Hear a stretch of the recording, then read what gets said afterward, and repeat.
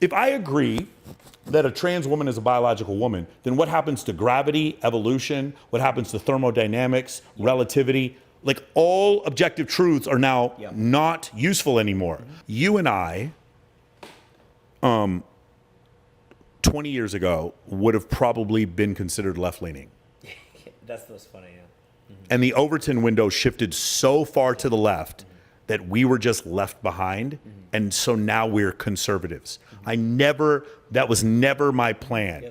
But it was just like, you'll see the Overton, you don't believe me? Go look at clips right now of Barack Obama being against gay marriage and fucking Joe Biden talking about, I don't want to send my children to fucking public school with black people. He literally says that in 1977.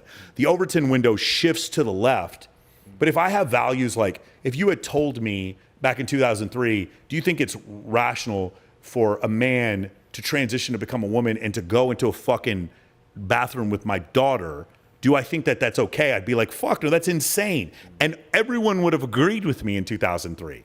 And now there's this like lunacy that's happened. And I'm like, wait a second, I don't understand. I thought this was normal and the world shifted to the left. And so because we still have these values that we have, we're like technically just conservatives now, even though I don't even think I was that conservative. But now every year I look more and more conservative because I don't think men should wrestle women in high school wrestling. Now I'm a conservative because I believe in that.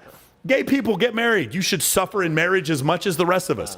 Gay people, go be in the military. You should go sit there and do push-ups with the rest of us. I don't give a shit about that. But like basic shit, like I'm supposed to tell, if a man wants to transition to a woman, that's fine. Do whatever you want. Culturally, you can transition. But then it's like a trans woman is a biological woman, and I'm supposed to agree with that. I'm like, but then what happens if I agree that a trans woman is a biological woman, then what happens to gravity, evolution, what happens to thermodynamics, relativity? Like all objective truths are now not useful anymore.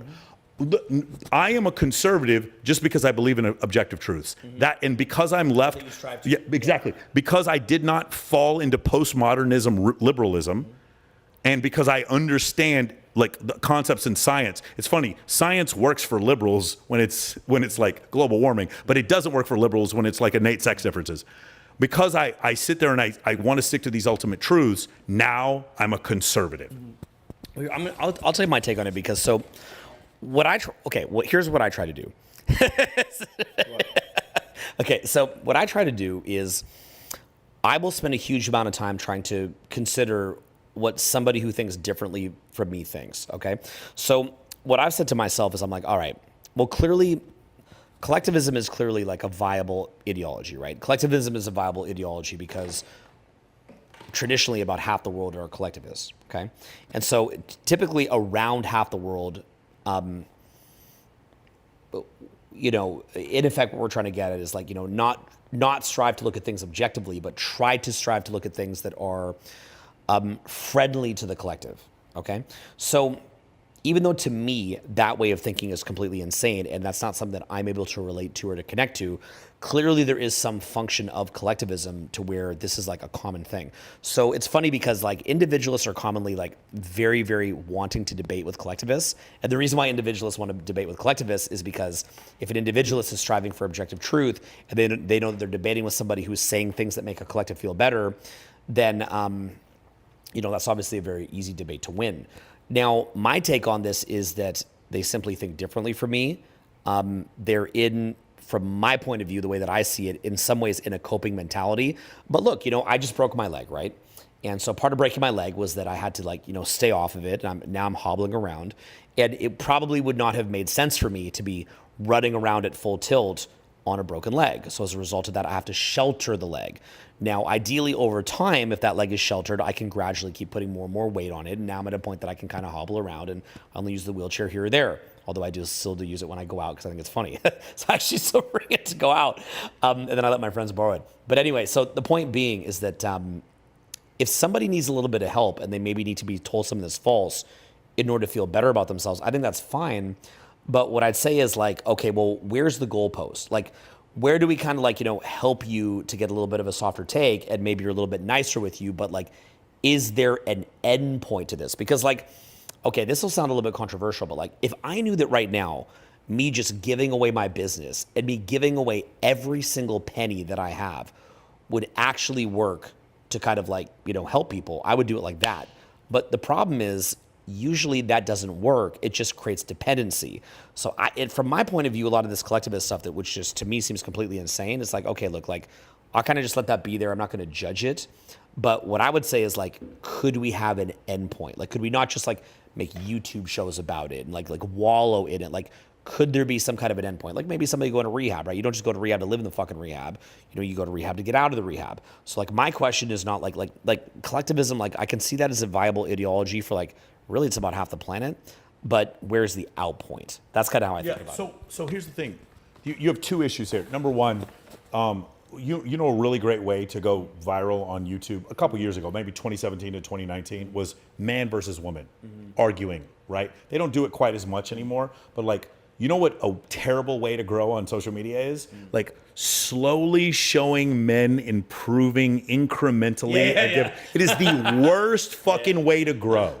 It really is. If you walked out with you or I and had the many number of people when you and I go somewhere that want to take pictures with us or like, thank you for changing my life. And then I walk out with like guys with huge like streamers and like nobody recognizes them or huge models. It's like, wow, it feels like we're really changing the world. Then why is my following 1/10 the size of this other guy's? I'm not hating. I understand. It's because the world likes this very chaotic, the pain body that Eckhart Tolle talks about. They like being engaged in the pain body. They like this controversy. I don't hate anyone. I don't say bad things about, I try not to say bad things about anyone. And I really, really, really never try to criticize somebody on YouTube that if I've got their phone number. That means I can text them privately.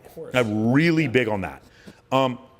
So one of the things is like, what were we talking about just a second ago? Collectivism. Yeah. So with the collectivism, like when the other than there's a few guys because they want to make a truth that works for the collective. So here's the problem. The big example of that was What is a Woman? You remember the whole documentary that came out, What is a Woman? Regardless of like what his personal beliefs are, you saw these like progressives could not answer the question. And so instead of them recognizing, hey, we have a hole in our ideology, maybe we should patch up this hole, what they did was say, you're a bigot for asking the question now, what is a woman? You see what I'm saying? And like, no, it's a legitimate question. I don't hate it. I understand what's going on, but it's like, it's something that we should be talking about. And what you'll find is, with a few exceptions, like Jasmine Jafar is an exception, Farha Khalidi, Destiny is an exception to this. Most progressives will not debate conservatives. They just don't do well. Because when conservatism, unless you get to the trad cons, those are different, the religious ones. When you deal with most conservatives, they're going to deal in objective truths, and it's very difficult for other people to deal with those truths. Does that make sense? And so you're right. That's why you rarely see collectivists, groupthink, right? More of a socialist mindset. Socialism never worked. Every time it's tried, it doesn't work. When you get into a debate about it, they just keep losing on that point. And so that collective sort of groupthink, they're always going to lose in these debates. And so what they'll do is they point fingers at you and make fun of you. And they think, it's just so crazy to me, like how many people who are liberals I want to have conversations with about intersectional dynamics, and they just think that they're so above me.